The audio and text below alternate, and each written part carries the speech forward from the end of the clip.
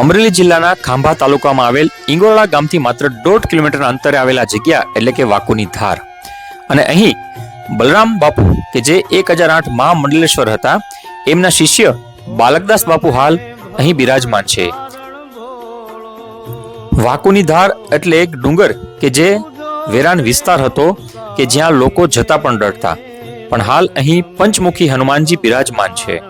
અને આ જગ્યાએ હાલ કાળી ચૌદસ, હનુમાન જયંતિ તથા ગુરુ પૂનમે હનુમાનજીના પાઠ કરવામાં આવે છે.